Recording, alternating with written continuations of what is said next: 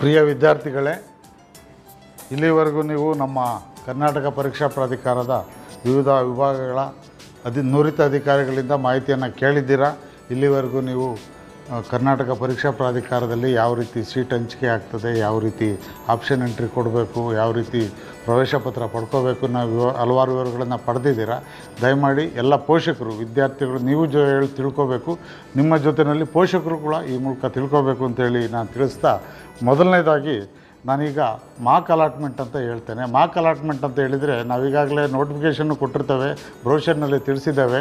Mark allotment ಅಂದರೆ ಕನ್ನಡದಲ್ಲಿ ಅಣಕು ಹಂಚಿಕೆ ಅಂತ ಹೇಳಿದರೆ ನೀವು ಕೊಟ್ಟ ಆಪ್ಷನ್ನ ಆಧಾರದ ಮೇಲೆ ಮತ್ತು ನೀವು ಕೊಟ್ಟಂಥ ಕಾಲೇಜುಗಳ ಆಪ್ಷನ್ಗಳ ಆಧಾರವಾಗಿ ಇಟ್ಕೊಂಡು ನಾವು ಒಂದು ಹಂಚಿಕೆಯನ್ನು ಪ್ರಕಟಿಸ್ತೇವೆ. ಅದು ಹಂಚಿಕೆಯಲ್ಲಿ ಏನಿರ್ತದೆ ಅಂತ ಹೇಳಿದರೆ, ನೀವು ಹಾಕಿರ್ತಕ್ಕಂಥ ಆಪ್ಷನ್ಸ್ ಪ್ರಕಾರ ನಿಮಗೆ ಯಾವುದು ಸಿಗಬಹುದು, ಪ್ರಾಬಬಲ್ ಅಂತ ಹೇಳ್ತೀವಲ್ಲ, ಅಂಥದ್ದೊಂದು ಹಂಚಿಕೆಯನ್ನು ಹಾಕ್ತೇವೆ. ಅದನ್ನು ನೋಡಿ ನೀವು ಒಂದು ವೇಳೆ ನಿಮ್ಗೆ ಆ ಕಾಲೇಜಿನ ಇಷ್ಟ ಇಲ್ಲದೇ ಇದ್ದರೆ ಮತ್ತೆ ನಾವು ಕಾಲಾವಕಾಶ ಕೊಟ್ಟಿರ್ತೇವೆ 2 ದಿನ. ಆಗ ನೀವು ಅದನ್ನು ಬದಲಾವಣೆ ಮಾಡ್ಕೋಬೇಕು. ಬದಲಾವಣೆ ಮಾಡ್ಕೊಳ್ದಿದ್ರೆ ಅದೇ ಹಂಚಿಕೆ ಆಗೋ ಸಾಧ್ಯತೆಗಳು ಇರ್ತದೆ. ಅಣಕು ಹಂಚಿಕೆ ಅಂತ ಹೇಳಿದರೆ ಅದು ಹಂಚಿಕೆನೂ ಆಗ್ಲೂಬೋದು, ಆಗದೇನೂ ಇರ್ಬೋದು. ಆದರೆ ಅದು ಬೇಡ ಅಂದರೆ ಮಾತ್ರ ನೀವು ತಪ್ಪದೆ ಅದನ್ನು ತೆಗೆದುಹಾಕಬೇಕು. ಇಲ್ಲಾಂದರೆ ಅದೇ ಹಂಚಿಕೆ ಆಗೋ ಸಾಧ್ಯತೆ ಇರ್ತದೆ. ಅದು ಅಣಕು ಹಂಚಿಕೆ ಆದ ನಂತರ ನಿಮ್ಮ 2 ದಿನದಲ್ಲಿ ನಿಮಗೆ ಮತ್ತೆ ಆಪ್ಷನ್ ಎಂಟ್ರಿ ಇರ್ತದೆ. ಆ ನಂತರ ನಿಜವಾದ ಹಂಚಿಕೆ ಆಗ್ತದೆ. ಪ್ರಯತ್ನವನ್ನು ಮತ್ತು ನಿಮ್ಮ ಬುದ್ಧಿವಂತಿಕೆಯನ್ನು ಉಪಯೋಗಿಸಬೇಕಾದಂಥ ಭಾಳ ಮುಖ್ಯವಾದಂಥದ್ದು ಇಲ್ಲಿ. ಯಾಕೆಂತ ಹೇಳಿದರೆ, ಹಂಚಿಕೆಯನ್ನು ನೋಡಿದ ತಕ್ಷಣ ನೀವು ಚಾಯ್ಸ್ಗಳನ್ನು ಪ್ರಾರಂಭಿಸಬೇಕಾಗ್ತದೆ. ಇಲ್ಲಿ ಎಲ್ಲ ವಿದ್ಯಾರ್ಥಿಗಳು ಸ್ಪಷ್ಟವಾಗಿ ತಿಳ್ಕೋಬೇಕು, ಹಂಚಿಕೆ ಬೇರೆ, ಆಯ್ಕೆ ಬೇರೆ. ಆಪ್ಷನ್ಸ್ ಮತ್ತು ಚಾಯ್ಸ್ ಅಂತ ನಾವು ಇಂಗ್ಲೀಷ್ನಲ್ಲಿ ಹೇಳ್ತೀವಿ. ಆಪ್ಷನ್ಸ್ ಅಂದರೆ ನೀವು ಯಾವ್ಯಾವ ಕಾಲೇಜ್ಗಳು ಬೇಕು, ಯಾವ್ಯಾವ ಕೋರ್ಸ್ ಬೇಕು ಅನ್ನೋದನ್ನು ಕೊಡ್ತಕ್ಕಂಥದ್ದು. ಹಂಚಿಕೆ ಆದಮೇಲೆ ಚಾಯ್ಸ್ ಇರೋದು ಕೇವಲ 4. ಆಪ್ಷನ್ಸ್ಗಳು ಅಂತ ಹೇಳಿದರೆ ಸಾವಿರಾರಿದೆ. ನೀವೆಷ್ಟು ಕಾಲೇಜುಗಳಿದೆ, ಎಷ್ಟು ಆಪ್ಷನ್ಸ್ಗಳಿದೆ, ಅದಕ್ಕೆ ಮಿತಿ ಇಲ್ಲ. ನಮ್ಮ ಸಿಸ್ಟಮಲ್ಲಿ ಎಷ್ಟು ಬೇಕೋ ಅಷ್ಟನ್ನು ನೀವು ತುಂಬಬೇಕು. ಅದಕ್ಕೆ ನಾನು ವಿದ್ಯಾರ್ಥಿಗಳಿಗೆ ಮತ್ತೊಮ್ಮೆ ಹೇಳ್ತೇನೆ, ನೀವು ಎಷ್ಟು ಆಪ್ಷನ್ಸನ್ನು ತುಂಬಲಿಕ್ಕೆ ಸಾಧ್ಯ ದಯಮಾಡಿ ಅಷ್ಟು ಎಕ್ಸಾಸ್ಟಿವ್ ಲಿಸ್ಟ್ ಅಂತ ಇಂಗ್ಲೀಷ್ನಲ್ಲಿ ಹೇಳ್ತಾರೆ, ಆ ರೀತಿ ನೀವು ತುಂಬಬೇಕು. ಹಂಚಿಕೆ ಆದಮೇಲೆ ನೀವು ಚಾಯ್ಸ್ಗಳನ್ನು ಸರಿಯಾಗಿ ಅರ್ಥ ಮಾಡ್ಕೊಳ್ಳಿ. ನಮ್ಮ ಬ್ರೋಚರ್ನಲ್ಲಿ ಕೊಟ್ಟಿದ್ದೇವೆ ಈಗಾಗಲೇ ಯಾವ ರೀತಿ ಹಂಚಿಕೆ ಆ ಚಾಯ್ಸಸ್ ಇರ್ತದೆ ಅಂಥೇಳಿ. ಮುಖ್ಯವಾಗಿ 4 ಚಾಯ್ಸಸ್ ಇರ್ತದೆ. ಚಾಯ್ಸ್ ನಂಬರ್ 1 ಅಂತ ಹೇಳಿದರೆ, ನಿಮಗೆ ಹಂಚಿಕೆ ಆಗಿರ್ತಕ್ಕಂಥ ಸೀಟು ಪೂರ್ಣವಾಗಿ ಒಪ್ಪಿಗೆ ಇದ್ದರೆ, ನನಗೆ ತುಂಬ ತೃಪ್ತಿ ಇದೆ, ಇದು ನಾನು ಮುಂದಿನ ಹಂಚಿಕೆಯಲ್ಲಿ ಭಾಗವಹಿಸೋದಿಲ್ಲ ಅಂತ ಹೇಳಿದರೆ ಚಾಯ್ಸ್ 1 ಒತ್ತಬೇಕು. ಅಲ್ಲಿ 4 ಚಾಯ್ಸ್ ಇರ್ತದೆ. ಬಹುಶಃ ಈಗ ನಮ್ಮ ಅಧಿಕಾರಿಗಳು ಪ್ರೆಸೆಂಟೇಷನ್ ಮಾಡಬೇಕಾದ್ರೆ ತೋರಿಸಿರ್ತಾರೆ ಬಟನ್ಗಳು ಹೇಗಿರ್ತದೆ ಅಂತೇಳಿ. ಚಾಯ್ಸ್ 1 ಒತ್ತಿದರೆ ಅದು ನನಗೆ ಪೂರ್ಣ ತೃಪ್ತಿ ಇದೆ, ನನಗೆ ಮುಂದಿನ ಹಂಚಿಕೆಗೆ ನನಗೆ ಬೇಕಾಗಿಲ್ಲ, ನಾನು ಈ ಕಾಲೇಜಿಗೆ ಅಡ್ಮಿಷನ್ ಆಗಲಿಕ್ಕೆ ಇಚ್ಛೆ ಪಡ್ತೇನೆ ಅಂತೇಳಿ ಅರ್ಥ ಆಗ್ತದೆ. ಚಾಯ್ಸ್ 1 ಒತ್ತಿದವ್ರು ಏನು ಮಾಡಬೇಕು, ನಂತರ ನಾವು 4 ಬ್ಯಾಂಕ್ಗಳನ್ನು ಕೊಟ್ಟಿದ್ದೇವೆ ಈ ಸಾರಿ. Axis bank, state bank of Mysuru, state bank of Hyderabad, ಆಮೇಲೆ ಇಂಡಿಯನ್ ಬ್ಯಾಂಕ್ ಅಂತೇಳಿ 4 ಬ್ಯಾಂಕ್ ಕೊಟ್ಟಿರ್ತೇವೆ. 4 ಬಟನ್ ಇರ್ತದೆ. ನಿಮ್ಮ ಮನೆಗಳಿಗೆ ನಿಮಗೆ ಅನುಕೂಲ ಆಗೋಂಥದ್ದು ಅಥವಾ ನೀವು ಹಣಕಾಸಿನ ವ್ಯವಹಾರ ಮಾಡ್ತಕ್ಕಂಥ ಯಾವ ಕಮರ್ಷಿಯಲ್ ಬ್ಯಾಂಕಿಗೆ ನಿಮ್ಗೆ ಹೆಚ್ಚು ಫೆಮಿಲಿಯರ್ ಇದೆಯೋ ಆ ಬ್ಯಾಂಕಿನ ಬಟನ್ ಒತ್ತಿದರೆ ಒಂದು ಚಲನ್ ಬರ್ತದೆ. ಚಲನ್ನಲ್ಲಿ ಪ್ರೀ ಪ್ರಿಂಟೆಡ್ ಚಲನ್ ಇರ್ತದೆ. ಅದರಲ್ಲಿ ನೀವೇನು ಬರೆಯೋ ಅಗತ್ಯ ಇಲ್ಲ. ಅದರಲ್ಲಿ ಬ್ಯಾಂಕ್ ಅಕೌಂಟ್ ನಂಬರ್ ಇರ್ತದೆ, ನಿಮ್ಮ ಕಟ್ಟಬೇಕಾದ ಹಣ ಇರ್ತದೆ, ಯಾವ ಕೋರ್ಸ್ ಅಂತ ಇರ್ತದೆ. ನೀವು ಕೇವಲ ಸಹಿ ಮಾಡಿ. ಬ್ರಾಂಚಸ್ಗಳು ದೇಶಾದ್ಯಂತ ಇದ್ದಾವೆಲ್ಲ. ನೀವು ಯಾವುದೇ ಬ್ರಾಂಚಿಗೆ, ಆ ಬ್ಯಾಂಕಿನ ಬ್ರಾಂಚ್ಗೆ ಹೋಗಬೇಕು. ಸ್ಟೇಟ್ ಬ್ಯಾಂಕ್ ಒತ್ತಿಬಿಟ್ಟು ಸ್ಟೇಟ್ ಬ್ಯಾಂಕ್ ಆಫ್ ಹೈದರಾಬಾದ್ಗೆ ಹೋದ್ರೆ ಆಗೋದಿಲ್ಲ. ಆಕ್ಸಿಸ್ ಬ್ಯಾಂಕ್ ಒತ್ತಿ ನೀವು SBMಗೆ ಹೋದ್ರೆ ಆಗೋದಿಲ್ಲ. ಆದ್ದರಿಂದ ಯಾವ ಬ್ಯಾಂಕಿಗೆ ಒತ್ತುತ್ತೀರಾ ಆ ಬ್ಯಾಂಕಿನ ಯಾವುದೇ ಬ್ರಾಂಚ್ಗೆ ಹೋಗಿ ಹಣ ಪಾವತಿ ಮಾಡಿ, ಚಲನ್ ಜೊತೆಗೆ ಅಲ್ಲಿ ನಮೂದಿಸಿದಂಥ ಹಣವನ್ನು ಪಾವತಿ ಮಾಡಬೇಕು. ಅದು ಕ್ಯಾಶ್ ರೂಪದಲ್ಲೇ ಇರಬೇಕು. ಪಾವತಿ ಮಾಡಿದ ತಕ್ಷಣ ಬ್ಯಾಂಕ್ನವರು ಆ ಚಲನ್ ಮೇಲೆ ಸೀಲ್ ಹಾಕಿ ಕೊಡ್ತಾರೆ. ಆ ಚಲನ್ನು ತೆಗೆದುಕೊಂಡು ನೀವು ನಂತರ 1 ಗಂಟೆ ಬಿಟ್ಟು, ಯಾಕೆಂದರೆ ಅದು ಡಾಟಾ ನಮ್ಮ ಸರ್ವರ್ಗೆ ಫೀಡ್ ಆಗಿ ಮತ್ತೆ ಅಡ್ಮಿಷನ್ ಆರ್ಡರ್ ಜನ್ರೇಟ್ ಆಗಲಿಕ್ಕೆ ಸ್ವಲ್ಪ ಕಾಲಾವಕಾಶ ಬೇಕಾಗ್ತದೆ. ಹೀಗಾಗಿ 1 ಗಂಟೆ ನಂತರ ನೀವು ಯಾವುದೇ ಇದರಲ್ಲಿ ಅಡ್ಮಿಷನ್ ಆರ್ಡ್ರನ್ನ ಡೌನ್ಲೋಡ್ ಮಾಡಿದರೆ ಅದು ಅಡ್ಮಿಷನ್ ಆರ್ಡ್ರ್ ಬರ್ತದೆ. ಅದರಲ್ಲಿ ಪುನಃ ಮತ್ತೆ ಯಾವ ಕ್ಯಾಟಗರಿಲಿ ಹಂಚಿಕೆ ಆಗಿದೆ, ನೀವು ಯಾವ ಕ್ಯಾಟಗರಿನಲ್ಲಿ ಅರ್ಜಿ ಹಾಕಿದ್ದೀರಾ, ಮತ್ತು ಯಾವ ಕೋರ್ಸ್ಗೆ ಹಂಚಿಕೆ ಆಗಿದೆ, ಮತ್ತು ಎಷ್ಟು ಫೀಸು ನೀವು ಕಟ್ಟಿದ್ದೀರಾ, ಅದೆಲ್ಲ ಮಾಹಿತಿ ಬರ್ತದೆ. ಅದರಲ್ಲಿ 2 ಪ್ರತಿ ಬರ್ತದೆ. ಒಂದು ಕಾಲೇಜಿಗೆ ಕೊಡ್ತಕ್ಕಂಥ ಪ್ರತಿ, ಇನ್ನೊಂದು ನಿಮಗೆ ಒಂದು ಪ್ರತಿ ಇರ್ತದೆ. ಅದನ್ನು ತೆಗೆದುಕೋಬೇಕು. ಆಮೇಲೆ ಅದರಲ್ಲಿ ಭಾಳ ಮುಖ್ಯವಾಗಿ ನೀವು ಗಮನಿಸಲೇಬೇಕಾದಂತ ಹೇಳಿದರೆ, ಒಂದು ಕಡೆಯ ಅಡ್ಮಿಷನ್ ಆಗಬೇಕಾದಂಥ ಕಡೆಯ ದಿನಾಂಕ ಇರ್ತದೆ. ಆ ದಿನಾಂಕದೊಳಗೆ ಕಾಲೇಜಿಗೆ ಹೋದರೆ ನಿಮ್ಮ ಸೀಟಲ್ಲಿ ಗ್ಯಾರಂಟಿ. ಅದು 1 ದಿನ ಲೇಟ್ ಆದರೂ ಕೂಡ ಅದು ಸಿಸ್ಟಮಲ್ಲಿ ಆಟೋಮೆಟಿಕಲಿ ಕ್ಯಾನ್ಸಲ್ ಆಗ್ತದೆ. ಹೀಗಾಗಿ ನೀವು ಆ ಕಾಲೇಜಿನ ಕಡೆ ದಿನಾಂಕ ನಮೂದಿಸಿರ್ತೀವಲ್ಲ ಆ ದಿನಾಂಕದೊಳಗಾಗಿ ಏನಾದರೂ ಮಾಡಿ ಹೋಗಿ ಸೇರಬೇಕು. ಆಗ ನಿಮ್ಮ ಅಡ್ಮಿಷನ್ಸ್ ಎಲ್ಲ ಪ್ರೋಸೆಸ್ಸು ಕಂಪ್ಲೀಟ್ ಆಗ್ತದೆ. ಅದ್ರ ಜೊತೆಗೆ ಇನ್ನೊಂದಿರ್ತದೆ, ನೀವು ಅಡ್ಮಿಷನ್ ತೊಗೊಂಡ ತಕ್ಷಣ ಕಾಲೇಜಿನವ್ರಿಗೂ ಒಂದು URL ಕೊಟ್ಟಿರ್ತೇವೆ ಮತ್ತು ವಿದ್ಯಾರ್ಥಿಗಳಿಗೂ ಕೊಟ್ಟಿರ್ತೇವೆ. ಅದ್ರ ಮೂಲಕ ನಮಗೆ ಮಾಹಿತಿ ಕೊಟ್ಟರೆ ನಿಮ್ಮ ಅಡ್ಮಿಷನ್ನು 100% ಅಲ್ಲಿಗೆ ಕಂಪ್ಲೀಟ್ ಆಗ್ತದೆ. ಇದು ಒಂದನೇ ಚಾಯ್ಸ್ ಕೊಟ್ಟವ್ರಿಗೆ. ಎರಡನೇ ಚಾಯ್ಸ್ ಏನಾದರೂ ಕೊಡ್ತೀವಿ ಅಂತಂದರೆ, ಎರಡನೇ ಚಾಯ್ಸ್ ಅಂದರೆ ಏನು ಅಂತ ಹೇಳಿದರೆ, ನನಗೆ ಸೀಟ್ ಹಂಚಿಕೆ ಆಗಿರೋದು ಇಷ್ಟ ಇದೆ, ಆದರೆ ಮುಂದಿನ ಹಂತದಲ್ಲಿ ಇನ್ನೂ ಒಳ್ಳೇದು ಸಿಕ್ಕಿದರೆ ನಾನು ಇದನ್ನು ಬಿಡ್ಲಿಕ್ಕೆ ತಯಾರಿದ್ದೀನಿ ಅಂತೇಳಿ, ಅದು ಎರಡನೇ ಚಾಯ್ಸ್. ಆಗ ಏನಾಗ್ತದೆ ಅಂತ ಹೇಳಿದರೆ, ಎರಡನೇ ರೌಂಡ್ಗೆ ಹೋದಾಗ, ನೀವು ಮುಂದಿನ ರೌಂಡ್ಗೆ ಹೋದಾಗ ಹಂಚಿಕೆಗೆ ಎರಡು ಅಡ್ವಾಂಟೇಜ್ ನಿಮಗೆ. ಒಂದು, ಮುಂದಿನ ರೌಂಡ್ನಲ್ಲಿ ಇದಕ್ಕಿಂತ ಉತ್ತಮವಾದ ಆಗ್ಬೋದು, ಆಗದೆ ಹೋದರೆ ಇದಂತೂ ನಿಮ್ಮ ಹತ್ರ ಇದು ಉಳ್ಕೊಂಡೇ ಇರ್ತದೆ. ಹೀಗಾಗಿ ಎರಡನೇ ಚಾಯ್ಸನ್ನು ನೀವು ಕೊಟ್ಟರೆ ನೀವು ಮುಂದಿನ ಹಂತಕ್ಕೆ ಹೋಗಲಿಕ್ಕೆ ಅವಕಾಶ ಆಗ್ತದೆ. ಆದರೆ ಇಲ್ಲಿ ಫೀಸ್ ಕಟ್ಟೋ ಅಗತ್ಯ ಇಲ್ಲ. ಎರಡನೇ ಚಾಯ್ಸ್ ಕೊಟ್ಟಂಥ ವಿದ್ಯಾರ್ಥಿಗಳು ಯಾವುದೇ ಫೀಸ್ ಕಟ್ಟೋ ಅಗತ್ಯ ಇಲ್ಲ. ಅದೊಂದು ಮನಸ್ಸಿನಲ್ಲಿ ಇಟ್ಕೊಳ್ಳಿ. ನೀವು ಚಾಯ್ಸ್ 2 ಕೊಡಬೇಕು ಮತ್ತು ಮುಂದಿನ ಸುತ್ತಿನ ಹಂಚಿಕೆವರೆಗೂ ನೀವು ಕಾಯಬೇಕಾಗ್ತದೆ. ಮುಂದಿನ ಸುತ್ತಿನಲ್ಲಿ ನಿಮಗೇನಾದರೂ ಸುಧಾರಣೆ ಆದರೆ, ಅಂದರೆ ಇದಕ್ಕಿಂತ ಒಳ್ಳೆಯದು ಸಿಕ್ಕಿದರೆ, ನೀವು ಆವಾಗ ಮತ್ತೆ 4 ಚಾಯ್ಸ್ ಕೊಡ್ಬೋದು. 1 2 3 4ನ ನಿಮಗೆ ಹಂಚಿಕೆ ಆಗಲಿಲ್ಲ, ಇಂಪ್ರೂವ್ ಆಗಲಿಲ್ಲ ಅಂತ ಹೇಳಿದರೆ, ನಿಮಗೆ ಮೊದಲನೇ ಸುತ್ತಿನಲ್ಲಿ ಹಂಚಿಕೆ ಆಗಿದ್ದೇನೆ ಖಾತ್ರಿ ಆಗ್ತದೆ. ಅದನ್ನು ತೊಗೊಳ್ಳೇಬೇಕಾಗ್ತದೆ, ಮತ್ತು ಆಪ್ಷನ್ ಇರೋದಿಲ್ಲ. ಜೊತೆಗೆ ನೀವು ಅದನ್ನು ತೊಗೊಂಡ್ಮೇಲೆ ನಾನು ಆಗಲೇ ಹೇಳ್ದಾಗೆ ಮತ್ತೆ ನೀವು ಬ್ಯಾಂಕ್ ಚಾಲನ್ನ ಡೌನ್ಲೋಡ್ ಮಾಡ್ಕೋಬೇಕು, ಬ್ಯಾಂಕಿಗೆ ಹೋಗಬೇಕು, ಹಣ ಕಟ್ಟಬೇಕು, ಆಮೇಲೆ ಪ್ರವೇಶ ಪತ್ರವನ್ನು ಡೌನ್ಲೋಡ್ ಮಾಡ್ಕೋಬೇಕು. ಪ್ರವೇಶ ಪತ್ರ ತೆಗೆದುಕೊಂಡು ಕಾಲೇಜುಗಳಿಗೆ, ನಿಮಗೆ ಹಂಚಿಕೆಯಾದ ಕಾಲೇಜುಗಳಿಗೆ ಹೋಗಿ ನಿಗದಿತ ದಿನಾಂಕದೊಳಗಾಗಿ ನೀವು ಅಲ್ಲಿ ಪ್ರವೇಶವನ್ನು, ಮೂಲ ದಾಖಲೆಗಳನ್ನು ಕೊಟ್ಟು ಅಲ್ಲಿ ಪ್ರವೇಶವನ್ನು ಪಡೀಬೇಕು. ಇದು ಭಾಳ ಮುಖ್ಯವಾದಂಥದ್ದು. ಮೂರನೇ ಚಾಯ್ಸ್ ನಂಬರ್ 3 ಅಂತ ಏನು ಹೇಳ್ತೇವೆ, ಇದು ಭಾಳ ಮುಖ್ಯವಾದಂಥದ್ದು. ಚಾಯ್ಸ್ ನಂಬರ್ 3 ಅಂತ ಹೇಳಿದರೆ, ನಿಮಗೆ ಈಗ ಹಂಚಿಕೆ ಆಗಿರ್ತಕ್ಕಂಥ ಸೀಟು ಬೇಡವೇ ಬೇಡ, ನನಗೆ ಮುಂದಿನ ಹಂತದಲ್ಲಿ ನನಗೆ ಒಳ್ಳೆ ಸಿಕ್ಕಿದರೆ ಹೋಗ್ತೇನೆ ಅಂತೇಳಿ. ಆಗ ಏನು ಮಾಡಬೇಕು ಅಂತ ಹೇಳಿದರೆ, ಮೂರನೇ ಚಾಯ್ಸ್ ಕೊಟ್ಟರೆ ನೀವು ಮುಂದಿನ ಹಂತದ ಹಂಚಿಕೆವರೆಗೂ ಕಾಯಬೇಕಾಗ್ತದೆ. ಆಮೇಲೆ 4ನೇ ಚಾಯ್ಸ್ ಕೊಟ್ಟರೆ, ಚಾಯ್ಸ್ ನಂಬರ್ 4 ಅಂತ ಹೇಳಿದರೆ, ನಿಮಗೆ ಈಗ ಹಂಚಿಕೆ ಆಗಿರೋದಲ್ಲ, ಇನ್ನು ಯಾವತ್ತೂ CET ಅಂದರೆ ಈ ವರ್ಷದ ಮಟ್ಟಿಗೆ CET ಬೇಡ ಅಂತೇಳಿ, ನನಗೆ ಬೇರೆ ಕಾಮೆಡ್ಕೇನಲ್ಲೋ ಬೇರೆ ಎಲ್ಲೋ ಆಗಿದೆ ಅಥವಾ ಇನ್ನೇನೋ ಕಾರಣದಿಂದ ನನಗೆ ಈ ವರ್ಷ CET ಹೋಗಲಿಕ್ಕೆ ಆಸಕ್ತಿ ಇಲ್ಲ ಅನ್ನೋ ಒಂದು ಅಭಿಪ್ರಾಯ ಬರ್ತದೆ.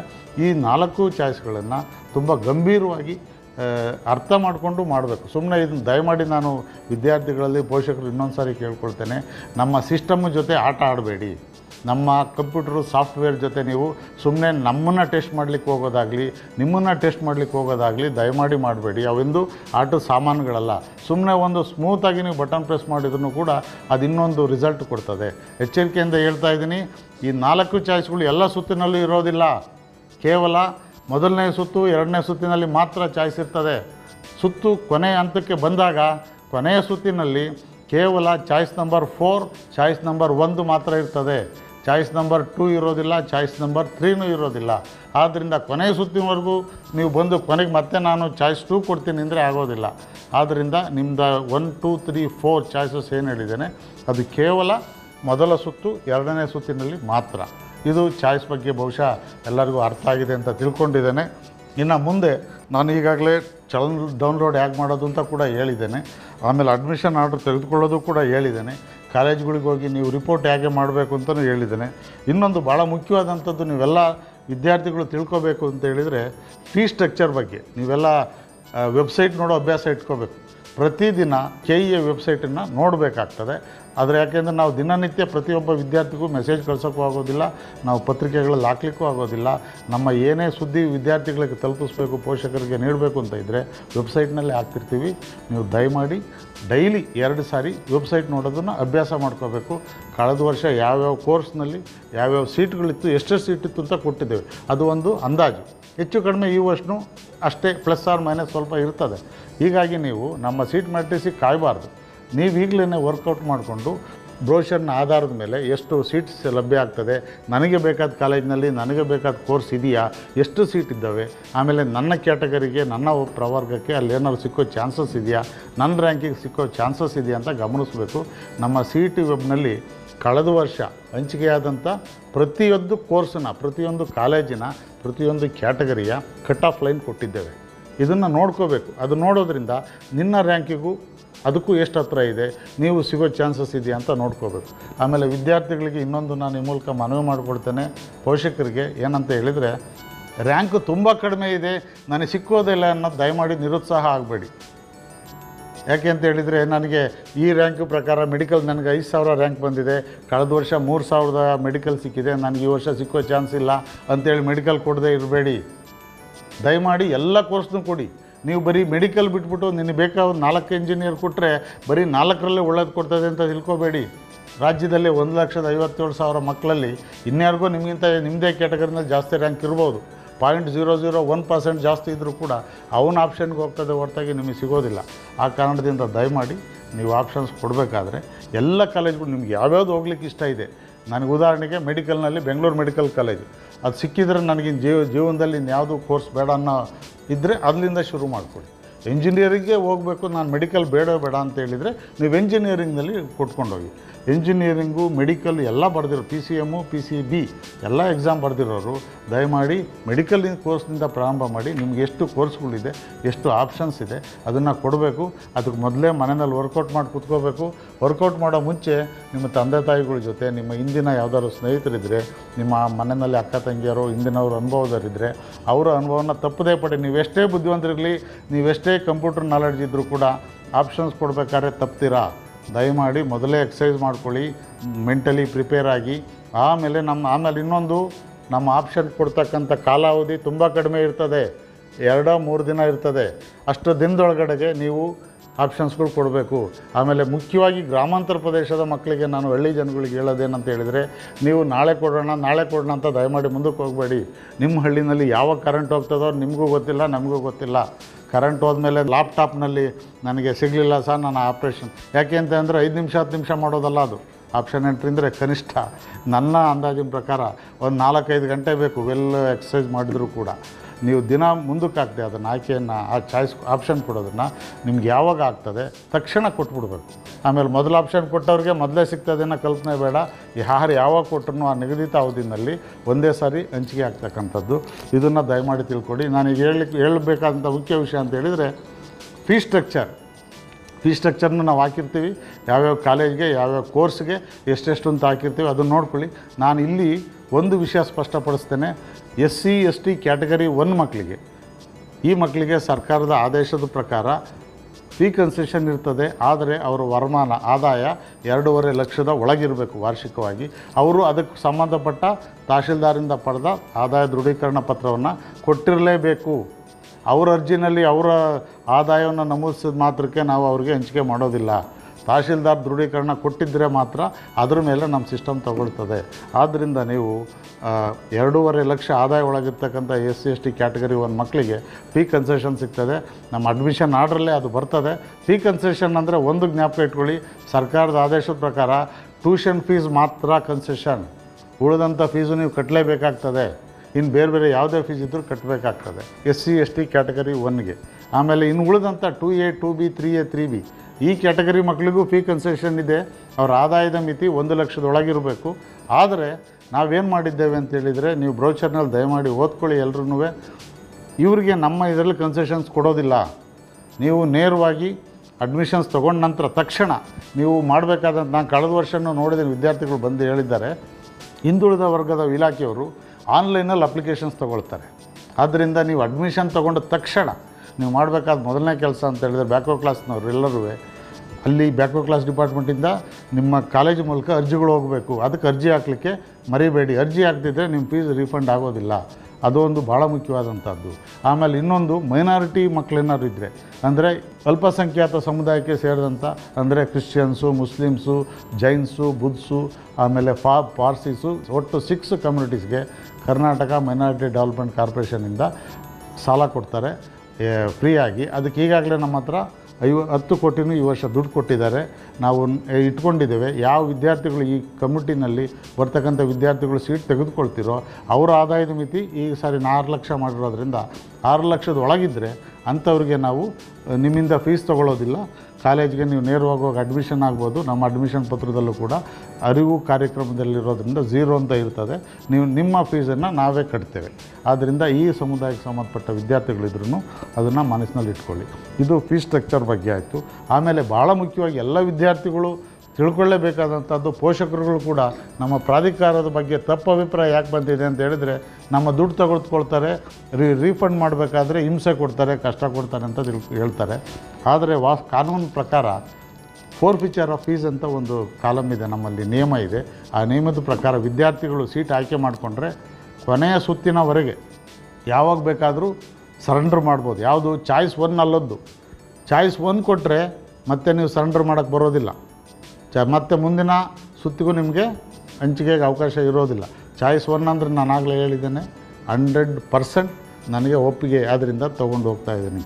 ಚಾಯ್ಸ್ 1 ನಾನು ಹೇಳ್ತಾ ಇಲ್ಲ. ಈಗ ಉಳಿದಂಥ ವಿದ್ಯಾರ್ಥಿಗಳು ಚಾಯ್ಸ್ 2, ಚಾಯ್ಸ್ 3 ಇದ್ದವ್ರು, 4 ಅಂತೂ ಇಲ್ಲವೇ ಇಲ್ಲ ಬಿಡಿ, ಅವ್ರು ಹೋಗ್ತಾರೆ. 2 and 3 ಇದ್ದವ್ರು ಏನು ಮಾಡಬೇಕು ಅಂತೇಳಿದರೆ, ಅವ್ರಿಗೆ ಸೀಟ್ ಒಪ್ಪಿಗೆ ಆಗದಿದ್ದರೆ ಅಥವಾ ಅವ್ರು ಸೀಟ್ ತೊಗೊಂಡಿದ್ದಾರೆ, ಅವ್ರು ಇನ್ನೇನೋ ಕಾರಣದಿಂದ ಅವ್ರಿಗೆ ಸೀಟ್ ಬೇಕಾಗಿರೋದಿಲ್ಲ, ಅಂಥ ಸಂದರ್ಭದಲ್ಲಿ ದಯಮಾಡಿ ನೀವು ತಕ್ಷಣ ನಮ್ಮ ಪ್ರಾಧಿಕಾರಕ್ಕೆ ಲೆಟ್ರ್ ಹಾಕಬೇಕು, ನನಗೆ ಸೀಟ್ ಬೇಡ ಅಂತೇಳಿ. ಕೊನೆಯ ಸುತ್ತಿನ ಆಪ್ಷನ್ ಎಂಟ್ರಿ ಶುರುವಾಗ ಮುಂಚೆ ಕೊಡಬೇಕು. ಇದು ಡೆಡ್ ಲೈನ್. ಆಯ್ಕೆ ಆಪ್ಷನ್ ಎಂಟ್ರಿ ನಾವು ಒಂದು ಟೈಮ್ ಕೊಟ್ಟಿರ್ತೀವಿ, 10 ಗಂಟೆಯಿಂದ ಶುರುವಾಗ್ತದೆ ಅಂದರೆ ಅಷ್ಟು ಒಳಗಡೆಗೆ ತಂದು ಕೊಟ್ಟರೆ ನಾವು ನಿಮ್ಮ ಸೀಟನ್ನು ಆ ಸುತ್ತಿಗೆ ಕೊಡ್ತೀವಿ, ಬೇರೆಯವ್ರು ಯಾರಿಗೂ ಆಯ್ಕೆ ಆಗ್ತದೆ. ಆಗ ನಿಮಗೆ ಫೀಸ್ ಏನೂ ತೊಂದರೆ ಆಗೋದಿಲ್ಲ. ಆದರೆ ಅದಕ್ಕಾಗಿ 5,000ನ ಕಟ್ ಮಾಡ್ಕೊಳ್ತೀವಿ, ಉಳಿದಂಥ ಫೀಸನ್ನು ಹಿಂದಿರುಗಿಸ್ತೀವಿ. ಒಂದು ವೇಳೆ ನೀವೇನಾದರೂ ಕೊನೆಯ ಸುತ್ತಿನವರೆಗೂ ನೀವೇನಾದ್ರು ನಮಗೆ ತಿಳಿಸ್ದೆ ಸುಮ್ಮನೆ ಸೀಟ್ ತೊಗೊಳೋದು, ಹಂಚಿಕೆ ಪಡ್ಕೊಳ್ಳೋದು, ನೀವು ನಮಗೂ ಹೇಳೋದಿಲ್ಲ, ಕಾಲೇಜ್ಗೆ ಹೋಗಿ ರಿಪೋರ್ಟ್ ಮಾಡ್ಕೊಳ್ಳೋದಿಲ್ಲ ಅಂತ ಹೇಳಿದರೆ ಅದು ನಿಮ್ಮ ಪೂರ್ಣ ಫೀಸನ್ನು ರದ್ದುಗೊಳಿಸುತ್ತೆ. ಫೋರ್ಫಿಚರ್ ಆಫ್ 100% ಆಫ್ ಯುವರ್ ಫೀಸ್. ಆಮೇಲೆ ಪ್ರಾಧಿಕಾರದಲ್ಲಿ ದುಡ್ಡು ಇಟ್ಕೊಂಡ್ರು, ಅವರು ದುಡ್ಡು ನಮಗೆ ಕೊಡಲಿಲ್ಲ ಅಂತೇಳಿ ಯಾವುದೇ ರೀತಿ ದೂರು ಬಂದರೂ ನಾವು ಸಹಿಸೋದಿಲ್ಲ. ಆದ್ದರಿಂದ ವಿದ್ಯಾರ್ಥಿಗಳು, ಪೋಷಕರು ಈಗಲೇ ಇದನ್ನು ಮನಸ್ಸಿನಲ್ಲಿ ಇಟ್ಕೋಬೇಕು. ಇದೆಲ್ಲ ನೀವೆಲ್ಲ ಚೆನ್ನಾಗಿ ಅರ್ಥ ಮಾಡ್ಕೊಂಡಿದ್ದೀರ ಅಂತ ತಿಳ್ಕೊಂಡಿದ್ದೇನೆ. ಈ ಮೂಲಕ ನೀವು ಬರೀ ಇಲ್ಲಿ ಕೇಳಿದ್ದಲ್ಲ, ನಿಮ್ಮ ಪೋಷಕರಿಗೆ ಮತ್ತು ನಿಮ್ಮ ಸ್ನೇಹಿತರಿಗೆ, ನಿಮ್ಮ ನೆಂಟರು, ಇಷ್ಟರು, ಬಂಧು ಬಳಗದ ವಿದ್ಯಾರ್ಥಿಗಳಿಗೂ ಕೂಡ ಈ ವಿಷಯವನ್ನು ಸ್ಪಷ್ಟವಾಗಿ ಹೇಳಬೇಕು ಅಂತೇಳಿ ನಾನು ಹೇಳ್ತೇನೆ.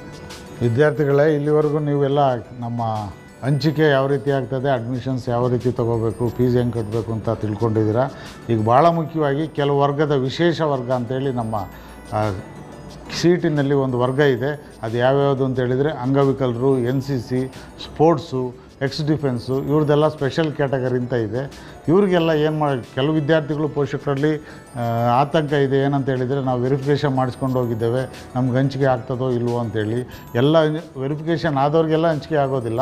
ನಮ್ಮ ವೆಬ್ಸೈಟನ್ನು ನೀವು ನೋಡ್ತಾ ಇರಿ. ಅಂಗವಿಕಲತೆ 40%ಗಿಂತ ಎಬೋ ಇದ್ದವ್ರಿಗೆ ಮಾತ್ರ ಅರ್ಹತೆ ಬರ್ತದೆ. ನಮ್ಮ ಮೆಡಿಕಲ್ ಬೋರ್ಡ್ನವರು ಕೊಟ್ಟ ದೃಢೀಕರಣ ಪತ್ರದ ಆಧಾರದ ಮೇಲೆ ಅದನ್ನು ನಾವು ವೆಬ್ಸೈಟ್ನಲ್ಲಿ ಹಾಕ್ತೀವಿ. ಇಷ್ಟರಲ್ಲೇ ಅದನ್ನು ವೆಬ್ಸೈಟ್ನಲ್ಲಿ ನೋಡ್ತಾ ಇರಬೇಕು. ಆಮೇಲೆ ಎರಡನೇದಾಗಿ NCCದು ಹಾಕ್ತೇವೆ, ಸ್ಪೋರ್ಟ್ಸ್ದು ಕೂಡ ಹಾಕ್ತೀವಿ.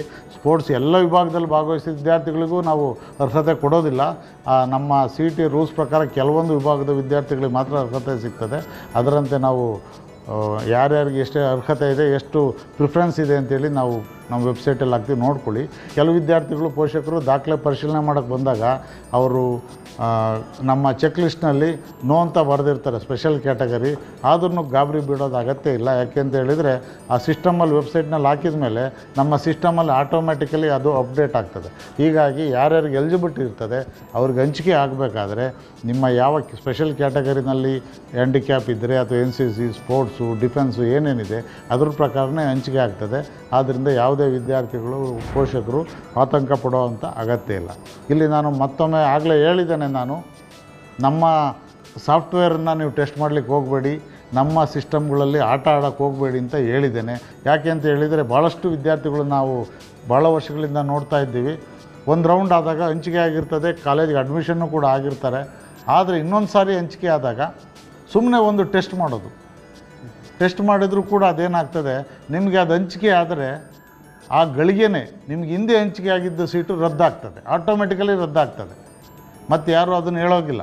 ಮತ್ತು ನಿಮ್ಗೇನಾಗ್ತದೆ, ನೀವೇನು ತಿಳ್ಕೊಂಡಿರ್ತೀವಿ, ನಾನು ಸುಮ್ಮನೆ ಓದ್ತಿದ್ದೇನೆ, ಹಂಚಿಕೆ ಆಗಿರಲಿಕ್ಕಿಲ್ಲ ಅಂತ ತಿಳ್ಕೊಂಡಿರ್ತೀರ. ಅವ್ರು ನೀವು ನೋಡೋದೇ ಇಲ್ಲ ಹಂಚಿಕೆನ. ಆಗೇನು ಮಾಡಿರ್ತದೆ ಅಂದರೆ, ಹಿಂದಿನ ಹಂಚಿಕೆ ರದ್ದಾಗಿರ್ತದೆ, ಈಗಿನ ಹಂಚಿಕೆ ಆದರೂ ಕೂಡ ನೀವು ಅದನ್ನು ನೋಡಿರೋದಿಲ್ಲ. ನೋಡಿದರೂ ಕೂಡ ನಿಮ್ಗೆ ಇಷ್ಟ ಇಲ್ಲ ಅಂತೇಳಿ ಕಾಲೇಜಿಗೆ ಸೇರೋಕ್ಕೆ ಹಿಂದೇಟ್ ಹಾಕಿರ್ತೀರ. ಆಮೇಲೆ ನೀವು ಇಲ್ಲೂ ಸೀಟ್ ಕಳ್ಕೊಳ್ತೀರಾ, ಅಲ್ಲೂ ಸೀಟ್ ಕಳ್ಕೊಳ್ತೀರಾ, ಎಲ್ಲೂ ಸೀಟ್ ಸಿಗೋದಿಲ್ಲ. ಇದನ್ನು ಆಗ್ಬಿಟ್ಟು ಇದನ್ನು ಹೇಳಲಿಕ್ಕೆ ನಿಮ್ಮ ತಂದೆಯರಿಗೂ ಹೇಳೋದಿಲ್ಲ. ಭಾಳಷ್ಟು ವಿದ್ಯಾರ್ಥಿಗಳು ಏನು ಮಾಡ್ತಿರ್ತಾರೆ ಅಂತ ಹೇಳಿದರೆ, ಕಾಲೇಜ್ಗೆ ಹೋಗಿ ಮೊದಲನೇ ರೌಂಡಲ್ಲಿ ಹಂಚಿಕೆ ಆದ ಕಾಲೇಜ್ಗೆ ಹೋಗಿ ಸೇರಿಕೊಂಡಿರ್ತಾರೆ. 100 ಮಕ್ಕಳ ಜೊತೆಯಲ್ಲಿ ಇವರು ಹೋಗಿ ಕ್ಲಾಸ್ಗೆ ಹೋಗ್ತಿರ್ತಾರೆ. ನನಗೇನು ಹೊರಗಡೆ ಕಳಿಸಿಲ್ಲ ಅಂತೇಳಿ ಇಲ್ಲಿ ಅಲೋ ಆಗ್ತಿರ್ತಾರೆ. ಬಟ್ ಆ್ಯಕ್ಚುಲಿ ಅವ್ರಿಗೆ ಸೆಕೆಂಡ್ ರೌಂಡಲ್ಲಿ ಅವ್ರ ಆಪ್ಷನ್ ಕೊಟ್ಟ ತಕ್ಷಣ ಅದು ಫಸ್ಟ್ ರೌಂಡ್ ಕ್ಯಾನ್ಸಲ್ ಆಗಿರ್ತದೆ. ಆಮೇಲೆ ಭಾಳಷ್ಟು ವಿದ್ಯಾರ್ಥಿಗಳು ಪೋಷಕರು ನಮ್ಮಲ್ಲಿ ಬಂದು ಹೇಳ್ತಾರೆ, ಸರ್ ನಾವು ಕಾಲೇಜಿಗೆ ಹೋಗ್ತಾನೆ ಇದ್ದೀವಿ, ನೀವು ರದ್ದಾಗಿದೆ ಅಂತ ಹೇಳ್ತೀರಾ ಅಂತೇಳಿ. ಆದರೆ ನಮ್ಮ ಸಿಸ್ಟಮಲ್ಲಿ ಅದಕ್ಕೆಲ್ಲ ಅವಕಾಶ ಇಲ್ಲ. ನೀವು ಎಚ್ಚರಿಕೆಯಿಂದ ಚಾಯ್ಸನ್ನು ಕೊಡಬೇಕಾಗ್ತದೆ. ಒಂದು ಸಾರಿ ಹಂಚಿಕೆ ಆದರೆ ಕಾಲೇಜಿಗೆ ಸೇರಿದರೆ ಮತ್ತೊಮ್ಮೆ ಪ್ರಯತ್ನ ಮಾಡೋಕ್ಕೆ ಹೋಗಬೇಡಿ.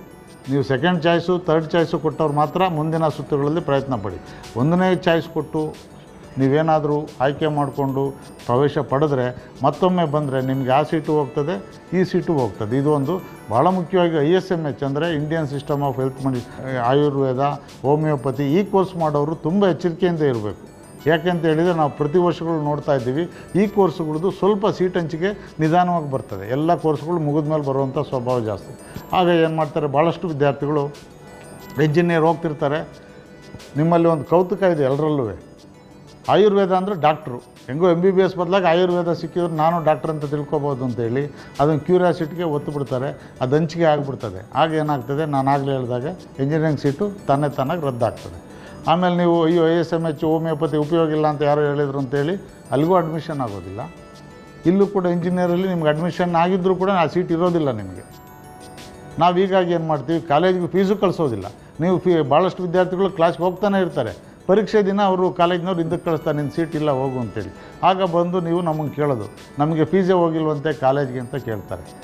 ನಾವು ಕಳ್ಸೋಕ್ಕೆ ಸಾಧ್ಯ ಇಲ್ಲ, ಯಾಕೆಂದರೆ ನಿಮ್ಮ ಸೀಟ್ ಅಲ್ಲಿಲ್ಲ. ಅಲ್ಲಿ ವಾಸ್ತವವಾಗಿ ನೀವು ಆಯುರ್ವೇದ ಆಯ್ಕೆ ಮಾಡ್ಕೊಂಡಿದ್ದೀರಾ, ನಿಮ್ಗೆ ಹಂಚಿಕೆ ಆಗಿದೆ, ನೀವು ಅದು ನೋಡಿಲ್ಲ ಅಥವಾ ನೋಡಿದರೂ ಕೂಡ ಕಾಲೇಜಿಗೆ ಹೋಗಿಲ್ಲ. ಇದನ್ನು ನೀವು ಅವಾಯ್ಡ್ ಮಾಡಬೇಕು. ಆದ್ದರಿಂದ ಕೊನೆ ಸುತ್ತುಗಳು ಬಂದಷ್ಟು ನಿಮ್ಮ ಚಾಯ್ಸ್ ಏನಿದೆ ಅಥವಾ ಹಂಚಿಕೆ ಆಗ್ತಕ್ಕಂಥ ಆಪ್ಷನ್ಸ್ ಕೊಡೋದೇನಿದೆ ಅದು ತುಂಬ ಸ್ಟ್ರಿಕ್ಟ್ ಆಗಿರ್ತದೆ. ಆಮೇಲೆ ಇನ್ನೊಂದು ಭಾಳ ಮುಖ್ಯವಾಗಿ ಹೇಳ್ತೇನೆ, ನಮ್ಮ ಹಿಂದಿನ ಅಧಿಕಾರಿಗಳು ಹೇಳಿರ್ಬೋದು ಅಂತ ಭಾವಿಸ್ತೇನೆ, ಆದರೂ ಮತ್ತೊಮ್ಮೆ ಹೇಳ್ತೇನೆ, ಆಪ್ಷನ್ ಕೊಡೋದು ಒಮ್ಮೆ ಮಾತ್ರ. ಆಪ್ಷನ್ಸ್ಗಳು ಫಸ್ಟ್ ರೌಂಡಲ್ಲಿ ಮಾತ್ರ ಕೊಡಬೇಕು. ಎಷ್ಟು ಬೇಕಾದರೂ ಕೊಡಿ, ಮತ್ತಿನ್ಯಾವ ಎಷ್ಟು ಸುತ್ತಾದರೂ ಮತ್ತೆ ನಿಮಗೆ ಆಪ್ಷನ್ಸ್ ಕೂಡ ಕೊಡೋದಿಲ್ಲ, ಅವಕಾಶ ಕೊಡೋದಿಲ್ಲ. ಆದರೂ ನಮ್ಮ ನಿಯಮದ ಪ್ರಕಾರ ಹೊಸ ಕಾಲೇಜ್ಗಳು ಸೇರಿದರೆ ಕೊಡ್ತೀವಿ ಅಂತ ಹೇಳ್ತೇವೆ, ಆದರೆ ಹೊಸ ಕಾಲೇಜ್ಗಳು ಸೇರುವಂಥ ಸಾಧ್ಯತೆಗಳು ತುಂಬ ಕಡಿಮೆ. ಹೀಗಾಗಿ ನಿಮ್ಮ ಆಪ್ಷನ್ಸನ್ನು ಎಷ್ಟು, ನನ್ನ ಲೆಕ್ಕದಲ್ಲಿ ಕನಿಷ್ಠ 500 ಕೊಡಬೇಕು ಒಬ್ಬೊಬ್ಬರು ಆಪ್ಷನ್ಸ್. ಎಷ್ಟು 1000 ಕೊಟ್ಟು ತೆಗೆದುಕೊಳ್ತದೆ. ಅದರಿಂದ ಆಪ್ಷನ್ಸ್ ಒಂದೇ ಸಾರಿ ಕೊಡ್ತಕ್ಕಂಥದ್ದು. ಪ್ರತಿ ರೌಂಡಲ್ಲೂ ಕೂಡ ನೀವು ಆಪ್ಷನ್ಸನ್ನು ಏನು ಮಾಡ್ಬೋದು ಅಂತ ಹೇಳಿದರೆ ತೆಗೆದುಹಾಕ್ಬೋದು, ಪ್ರಿಯಾರಿಟೈಸ್ ಮಾಡ್ಬೋದು. ಅಂದರೆ 10ನೇದು 5 ಮಾಡ್ಬೋದು, 5ನೇದು 1 ಮಾಡ್ಬೋದು, 1ನೇದು 4 ಮಾಡ್ಬೋದು. ನೀವೇನಾದ್ರು ತೆಗೆದುಹಾಕಬೇಕು ಅಂದರೆ ಅದನ್ನು ಕೂಡ ಹೇಳಿರ್ತಾರೆ ನಮ್ಮ ಹಿಂದಿನವರು, ಅದನ್ನು 0 ಅಂತ ಮಾಡಿ ಅದು ಡಿಲೀಟ್ ಆಗ್ತದೆ. ಈ ರೀತಿನ ನೀವು ಆಪ್ಷನ್ ಕೊಡಬೇಕಾದ್ರೆ ಒಂದು ಸಾರಿ ಮಾತ್ರ ಇದೆ. ನೆಕ್ಸ್ಟ್ ರೌಂಡ್ಗಳಲ್ಲಿ ಮಾತ್ರ ಚಾಯ್ಸ್ಗಳು ಮಾತ್ರ ಕೊಡ್ಬೋದು. ಆಮೇಲೆ ಆಪ್ಷನನ್ನು ನೀವು ಎಡಿಟ್ ಮಾಡ್ಕೋಬೋದು, ಹಿಂದೆ ಮುಂದೆ ಹಾಕ್ಬೋದು, ಕೆಲವು ತೆಗೆದುಹಾಕ್ಬೋದು, ಸೇರ್ಸೋಕ್ಕೆ ಸಾಧ್ಯ ಇಲ್ಲ. ಆದ್ದರಿಂದ ನಿಮ್ಮ ಅವಕಾಶ ಏನಿದ್ರೂ ಫಸ್ಟ್ಗೆ ಕೊಡಬೇಕು. ಆಮೇಲೆ ಇನ್ನೊಂದು ಹೇಳ್ತೇನೆ, ನಮ್ಮ ಅಧಿಕಾರಿಗಳು ಹೇಳಿರ್ತಾರೆ, ನೀವು ಆಪ್ಷನ್ಸ್ ಕೊಡಬೇಕಾದ್ರೆ ಪ್ರಿಯಾರಿಟೈಸೇಷನ್ ಅಂತ ಹೇಳ್ತೇವೆ. ಅಂದರೆ ನಿಮ್ಗೆ ಅತ್ಯಂತ ಹೆಚ್ಚು ಬೇಕಾಗಿರ್ತಕ್ಕಂಥದ್ದನ್ನು ಮೊದಲು ಹಾಕ್ಕೊಳ್ಳಿ. ಅಂದರೆ ಉದಾಹರಣೆಗೆ ಮೆಡಿಕಲ್ ಕಾಲೇಜ್ ಬೆಂಗಳೂರ್ದು ಅಂತಂದರೆ ಅದಕ್ಕೆ 100% ಅಂತ ಇಟ್ಕೊಳ್ಳಿ. 100% ಅಂತ ಇಟ್ಕೊಂಡ್ರೆ ಇನ್ನು ಅದು ಬಿಟ್ಟರೆ ಇದು ಅಂದರೆ 99.9%. ಈ ರೀತಿ degree of preference should come down. ಅವಾಗ ಏನಾಗ್ತದೆ, ನಮ್ಮ ಸಿಸ್ಟಮು ನಿಮಗೆ ಹೆಚ್ಚು ಇಷ್ಟ ಇರೋದನ್ನು ಕೊಡ್ಲಿಕ್ಕೆ ಟ್ರೈ ಮಾಡ್ತಾ ಬರ್ತದೆ. ಫಸ್ಟ್ ರೌಂಡಲ್ಲಿ ಎಲ್ಲೋ ಒಂದು ಕಡೆ ನೀವು ಕೇಳಿದ್ದಕ್ಕೆ ಸ್ಟ್ರಕ್ ಆಗಿ, ಉದಾಹರಣೆಗೆ 20ನೇ ಪಾಯಿಂಟಿಗೆ ಸ್ಟ್ರಕ್ ಆಗಿದ್ರೆ ಸೆಕೆಂಡ್ ರೌಂಡಲ್ಲಿ 21ನೇದಕ್ಕೆ ಹೋಗೋದಿಲ್ಲ, 20ರ ಮೇಲಕ್ಕೆ ಹೋಗ್ತದೆ. ಆದ್ದರಿಂದ ನೀವು ಮೊದಲೇ ಆಪ್ಷನ್ಸು ಚೆನ್ನಾಗಿ ಪ್ರಿಯಾರಿಟೈಸೇಷನ್ ಮಾಡಿದರೆ ಮಾತ್ರ ಚೆನ್ನಾದ ಕಾಲೇಜ್ಗಳು ಸಿಗ್ತದೆ. ಕಣ್ಣು ಮುಚ್ಕೊಂಡು ಯಾವ್ಯಾವುದೋ ಬೇಕಾಬಿಟ್ಟು ಕೊಟ್ಟರೆ ಉಪಯೋಗ ಇಲ್ಲದ ಕಾಲೇಜ್ ನೀವು ಮೊದಲೇ ಕೊಟ್ಟಿದ್ದರೆ ಅದು ಯಾರೂ ಕೇಳಿರೋದಿಲ್ಲ, ಇವನು ಯಾರೋ ಬಕ್ರಾ ಸಿಕ್ಕಿದ ಅಂತೇಳಿ ಮೊದಲು ಕೊಟ್ಟುಬಿಡ್ತದೆ ಸಿಸ್ಟಮ್. ಆದ್ದರಿಂದ ನೀವು ಟ್ರೈ ಟು ಬಿಕಮ್ ಬಕ್ರಾ ಆಫ್ ಅವರ್ ಸಾಫ್ಟ್ವೇರ್. ಆದ್ದರಿಂದ ನೀವು ಸಿಸ್ಟಮ್ಯಾಟಿಕ್ಕಾಗಿ ಕೊಡಬೇಕು. ಆಮೇಲೆ ಇನ್ನೊಂದು ಭಾಳ ಮುಖ್ಯವಾಗಿ ಹೇಳಬೇಕು ಅಂತ ವಿಚಾರ, ದಾಖಲೆಗಳನ್ನು ಹಿಂದೆ ಪಡಿತಕ್ಕಂಥದ್ದು.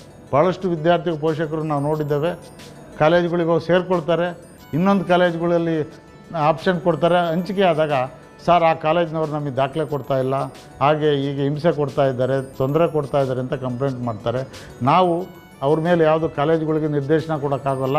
V can request the colleges not to harass the students and to hand over the documents as well free ಅಂತ ನಾವು ಹೇಳ್ತೇವೆ ಅಷ್ಟೇ. ಆದರೆ ಪೂರ್ಣವಾಗಿ ಇನ್ನೊಂದು ಸಾರಿ ಒತ್ತಿ ಹೇಳ್ತೇನೆ, ವಿದ್ಯಾರ್ಥಿ ಪೋಷಕರುಗಳಿಗೆ ಒಂದು ಸಾರಿ ಹಂಚಿಕೆ ಆದರೆ ಚಾಯ್ಸ್ 1 ಕೊಟ್ಟ ಮೇಲೆ ಕಾಲೇಜಿಗೆ ಸೇರಿದ ಮೇಲೆ ಮತ್ತೆ ನೀವೇನಾದರೂ ಆಪ್ಷನ್ಸ್ ಕೊಟ್ಟು ಆಯ್ಕೆ ಮಾಡಿಕೊಂಡ್ರೆ ಪೂರ್ಣ ಜವಾಬ್ದಾರಿ ನಿಮ್ಮದೇ. ಕಾಲೇಜಿನಲ್ಲಿ ದಾಖಲೆಗಳು ಪಡೆಯೋದ್ರಿಂದ ಹಿಡಿದು ಅವ್ರು ಬೇರೆ ಬೇರೆ ರೀತಿ ತೊಂದರೆಗಳು ಕೊಡ್ತಾರೆ.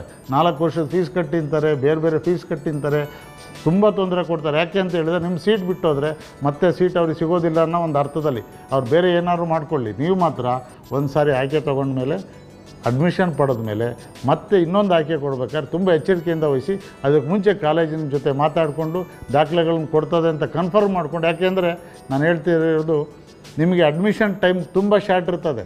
ನೆಕ್ಸ್ಟ್ ರೌಂಡ್ ಹೋದಾಗ ಇಲ್ಲ ಹಂಚಿಕೆ ಆದ ತಕ್ಷಣ 2 ದಿನದಲ್ಲಿ ಇರ್ತದೆ. ನೀವು ಕಾಲೇಜ್ಗೆ ಹೋಗಬೇಕು, ದಾಖಲೆಗಳನ್ನು ತೆಗೆದುಕೋಬೇಕು. ಬೆಂಗಳೂರಿನಲ್ಲಿ ಇರ್ತೀರ, ಎಲ್ಲ ಗುಲ್ಬರ್ಗ ಕಾಲೇಜಲ್ಲಿ ಆಗಿದೆ, ನೀವು ಹೋಗ್ಲಿಕ್ಕೆ ಒಂದು ದಿನ ಬೇಕು, ಬರಲಿಕ್ಕೆ ಒಂದು ದಿನ ಬೇಕು, 2 ದಿನದಲ್ಲಿ ಅಲ್ಲಿ ಹೋಗಬೇಕು. ಮತ್ತು ನೆಕ್ಸ್ಟ್ ಸೇರಬೇಕಾದ್ರೆ ಇನ್ನೊಂದು ಮೈಸೂರಿಗೆ ಹೋಗಿ ಸೇರಬೇಕಾಗ್ತದೆ. ಈ ಥರ ಕರ್ನಾಟಕ ರಾಜ್ಯದ ಎಲ್ಲ ಕಾಲೇಜುಗಳಿಗೂ ಹಂಚಿಕೆ ಆಗೋದ್ರಿಂದ ನಿಮ್ಗೆ ಎಲ್ಲಿ ಹಂಚಿಕೆ ಆಗ್ತದೆ ಅಂತ ಗೊತ್ತಿರೋದಿಲ್ಲ. ಈ ಕಾರಣದಿಂದ ನೀವು ಫಸ್ಟ್ ಹಂಚಿಕೆ ಆಗಿ ನೀವು ಚಾಯ್ಸ್ ಕೊಟ್ಟು ಪ್ರವೇಶ ಪಡೆದ ಮೇಲೆ ಎಚ್ಚರಿಕೆಯಿಂದ ಮುಂದುವರಿಬೇಕು ಅಂತೇಳಿ ಮತ್ತೊಮ್ಮೆ ಹೇಳ್ತೇನೆ.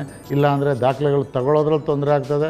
ಅವ್ರು ಇನ್ ಟೈಮಲ್ಲಿ ಕೊಡದೆ ಹೋದರೆ ಅಥವಾ ಅವ್ರು ಕೇಳಿದಷ್ಟು ಫೀಸ್ ನೀವು ಕೊಡದೆ ಹೋದರೆ ಅವ್ರು ದಾಖಲೆ ಕೊಡೋದಿಲ್ಲ, ನೀವು ಆ ಕಾಲೇಜ್ಗೆ ಇನ್ ಟೈಮಲ್ಲಿ ಹೋಗ್ಲಿಕ್ಕೆ ಆಗೋದಿಲ್ಲ, ಕೊನೆಗೆ ಈ ಸೀಟು ಇಲ್ಲ ಆ ಸೀಟು ಇಲ್ಲ ಆಗ್ತದೆ. ಇಷ್ಟನ್ನು ನೀವು ಎಚ್ಚರಿಕೆಯಿಂದ ನೋಡ್ಕೋಬೇಕು. ಬಹುಶಃ ನಾವು ವಿದ್ಯಾರ್ಥಿಗಳು ಮತ್ತು ಪೋಷಕರುಗಳಿಗೆ ನಮ್ಮ ಕರ್ನಾಟಕ ಪರೀಕ್ಷಾ ಪ್ರಾಧಿಕಾರದಲ್ಲಿ ಯಾವ ರೀತಿ ಆಯ್ಕೆ ಮಾಡ್ಕೋಬೇಕು, ಯಾವ ರೀತಿ ಹಂಚಿಕೆ ಆಗ್ತದೆ, ಯಾವ ರೀತಿ ಚಾಯ್ಸ್ಗಳನ್ನ ಎಚ್ಚರಿಕೆಯಿಂದ ಕೊಡಬೇಕು, ಅಂತಿಮವಾಗಿ ಪ್ರವೇಶ ಪಡೆಯುವವರೆಗೂ ಏನೇನು ಎಚ್ಚರಿಕೆ ವಹಿಸಬೇಕು ಅಂತೇಳಿ ಎಲ್ಲ ನಿಮಗೆಲ್ಲ ಮನವರಿಕೆ ಆಗಿದೆ ಅಂತ ತಿಳ್ಕೊಳ್ತೇನೆ. ನೀವು ಮತ್ತೊಮ್ಮೆ ಹೇಳ್ತಾ ಇದ್ದೀನಿ, ನಿಮ್ಮ ಜೀವನ ಇದ್ರ ಮೇಲೆ ಇರ್ತದೆ. ನೀವು ಸರಿಯಾಗಿ ನೀವು ಎಷ್ಟೇ ಬುದ್ಧಿವಂತರು ಇರ್ಬೋದು, ಬುಕ್ ವರ್ಮ್ ಇರ್ಬೋದು, 99% ಫಿಸಿಕ್ಸು ಮ್ಯಾಥಮೆಟಿಕ್ಸ್ 98 ಇರ್ಬೋದು, ಆದರೆ ಕಾಮನ್ ಸೆನ್ಸ್ ಉಪಯೋಗಿಸ್ದಲ್ಲೇ ಮತ್ತು ನಮ್ಮ ಸಿಸ್ಟಮನ್ನು ಸರಿಯಾಗಿ ಅರ್ಥ ಮಾಡ್ಕೊಳ್ತಿದ್ರೆ ನಿಮ್ಮ ಇಂಟೆಲಿಜೆನ್ಸು ಬಿಗ್ ಝೀರೋ ಆಗ್ತದೆ. ನಿಮ್ಮ ಭವಿಷ್ಯಕ್ಕೆ ಭಾರಿ ಹೊಡ್ತಾ ಬರ್ತದೆ. ನೀವು ಮೆಡಿಕಲ್ ಆಗಬೇಕು ಅಂತ ಆಸೆ ಇದ್ದು ರ್ಯಾಂಕ್ ಟಾಪ್ ಸಿಗುವಂಥ ಅವಕಾಶ ಇದ್ದರೂ ಕೂಡ ನೀವು ಸರಿಯಾಗಿ ಆಪ್ಷನ್ಸ್ ಕೊಡದೆ ಹೋದರೆ ನಿಮಗೆ ಇಷ್ಟ ಇಲ್ಲದ ಕೋರ್ಸ್ ಸಿಗ್ಬೋದು, ಕಾಲೇಜ್ ಸಿಗ್ಬೋದು. ಆದ್ದರಿಂದ ನೀವು ದಯಮಾಡಿ ನಮ್ಮ ಸಿಸ್ಟಮನ್ನು ಅರ್ಥ ಮಾಡ್ಕೊಳ್ಳಿ. ಬ್ರೋಷರ್ನ ಕೊಟ್ಟಿರೋದನ್ನು 1 ಸಾರಿ ಅಲ್ಲ 4 ಸಾರಿ ಓದಿ. ನಾವು ಇಷ್ಟು ಓದಿದ್ರು ನಮಗೆ ಒಂದೊಂದು ಸಾರಿ ಅನುಮಾನ ಬರ್ತದೆ. ನೀವು 1 ಸಾರಿ ಇಲ್ಲ 10 ಸಾರಿ ಓದ್ಕೊಳ್ಳಿ. ಆಮೇಲೆ ಸಿಸ್ಟಮ್ಗಳಿದ್ದರೆ ಮನೆಯಲ್ಲೇ ಇದು ಮಾಡಿ. ಇನ್ನೊಂದು ಸಾರಿ ಹೇಳ್ತೇನೆ, ಯಾವುದೇ ವಿದ್ಯಾರ್ಥಿ ಪೋಷಕರು ಸೈಬರ್ ಸೆಂಟ್ರ್ಗಳಿಗೆ ಹೋಗಿ ಎಲ್ಲ ಅವ್ರಿಗೆ ಕೊಟ್ಟಿದ್ದೀನಿ ಸರ್, ಅವರು ನಾನು ಚಾಯ್ಸ್ 1 ಕೊಡೋದು ಅವ್ರು 4 ಕೊಟ್ಟವ್ರೆ 3 ಕೊಟ್ಟವ್ರೆ ಅಂತ ವಿದ್ಯಾರ್ಥಿಗಳು ಭಾಳ ಜನ ಬರ್ತಾರೆ ನಮ್ಮ ಹತ್ರ. ಪೋಷಕರು ನೀವು ಪರ್ಸನಲ್ ಇಂಟ್ರೆಸ್ಟ್ ತೊಗೊಂಡು ನಿಮ್ಮ ಕಣ್ಣು ದೃಷ್ಟಿನಲ್ಲಿ ನೋಡಿಕೊಂಡು ಆಪ್ಷನ್ಸ್ ಕೊಡಿಸ್ಬೇಕೆ ಹೊರತಾಗಿ ನೀವು ಯಾರಿಗೋ ಕೊಟ್ಟು ಬಂದರೆ ಅವರು ನಿಮಗೆ. ಆಮೇಲೆ ಇನ್ನೊಂದು ಭಾಳ ಮುಖ್ಯವಾದ್ದು, ನಮ್ಮ ಅಧಿಕಾರಿಗಳು ಹೇಳಿದಾರೋ ಇಲ್ವೋ, ಸೀಕ್ರೆಟ್ ಕೀ ಅಂತ ಒಂದು ಕೊಟ್ಟಿರ್ತೇವೆ. ಅವರು ಬಹುಶಃ ಎಲ್ಲ ಹೇಳಿರ್ತಾರೆ. ಈ ಸೀಕ್ರೆಟ್ ಕೀನ ನೀವು ನಿಮ್ಮ ತಂದೆ ಹೆಚ್ಚು ಅಂದರೆ ಅಷ್ಟೇ, ಇನ್ಯಾರಿಗೂ ಕೊಡ್ಕೊಡ್ದು. ನಿಮ್ಮ ಹಿತಶತ್ರುಗಳಿರ್ತಾರೆ. ನಿಮಗೆ ಸೀಟ್, ನೀವು ರ್ಯಾಂಕ್ ಬಂದಿರ್ತೀರ, ನಿಮಗೆ ಆ ಒಳ್ಳೆ ಕಾಲೇಜ್ ಸೀಟ್ ಸಿಗೋದು ನಿಮ್ಮ ಹತ್ರದವ್ರಿಗೆ ಯಾರಿಗೋ ಬೇಡವಾಗಿರ್ತದೆ. ನೀವೇನಾದರೂ ಆ ಸೀಕ್ರೆಟ್ ಕೀ ಕೊಟ್ಟರೆ ಅದನ್ನು ಉಪಯೋಗಿಸ್ಕೊಂಡು ನಿಮಗೆ ಇಷ್ಟು ಇಲ್ಲದ ಆಪ್ಷನ್ಸ್ ಕೊಡ್ತಾರೆ. ಹೀಗಾಗಿ ಹಂಚಿಕೆ ಆದರೂ ಕೂಡ ನಿಮಗೆ ಉಪಯೋಗ ಆಗೋದಿಲ್ಲ. ಆದ್ದರಿಂದ ಆ ಸೀಕ್ರೆಟ್ ಕೀನ ಜೋಪಾನ ಉಪಯೋಗಿಸ್ಕೊಳ್ಳಿ. ಅದನ್ನು ನೀವು ಎಲ್ಲಾದರೂ ಒಂದು ಕಡೆ ಬರೆದಿಟ್ಕೊಳ್ಳಿ.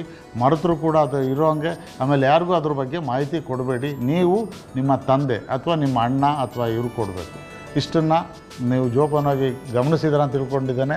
ಇನ್ನು ಮುಂದೆ ವಿದ್ಯಾರ್ಥಿಗಳಿಂದ ಯಾವತ್ತೂ ಕೂಡ ನಮ್ಮ ಸಿಸ್ಟಮು CET-ಯಿಂದ ಅಳವಡಿಸಿರೋ ಸಾಫ್ಟ್ವೇರು ಇಡೀ ಪ್ರಪಂಚಾದ್ಯಂತ ಹೆಸರುವಾಸಿಯಾಗಿದೆ. ನಮ್ಮಲ್ಲಿ ಇರ್ತಕ್ಕಂಥ ಈ ಟ್ರಾನ್ಸ್ಪರೆನ್ಸಿ ಮತ್ತು ನಮ್ಮ ಇರ್ತಕ್ಕಂಥ ಪರ್ಫೆಕ್ಷನ್ ಇಡೀ ದೇಶದಲ್ಲೇ ಹೆಸರುವಾಸಿಯಾಗಿದೆ. ಆದ್ದರಿಂದ ನಮ್ಮ ರಾಜ್ಯದ ವಿದ್ಯಾರ್ಥಿಗಳು ಗ್ರಾಮಾಂತರ ಪ್ರದೇಶದವರು ಸರಿಯಾಗಿ ಅರ್ಥ ಮಾಡಿಕೊಂಡ್ರೆ ಇದಿನ್ನೂ ಉಪಯೋಗ ಆಗ್ತದೆ, 100ಕ್ಕೆ 100 ಭಾಗ ಸಾರ್ಥಕತೆ ಪಡೀತದೆ ಅಂತೇಳಿ ಭಾವಿಸ್ತೇನೆ. ಆದ್ದರಿಂದ ಇದನ್ನು ಉಪಯೋಗಿಸ್ಕೊಂಡು ನಿಮ್ಮ ಭವಿಷ್ಯವನ್ನು ರೂಪಿಸ್ಕೊಳ್ಳಿ.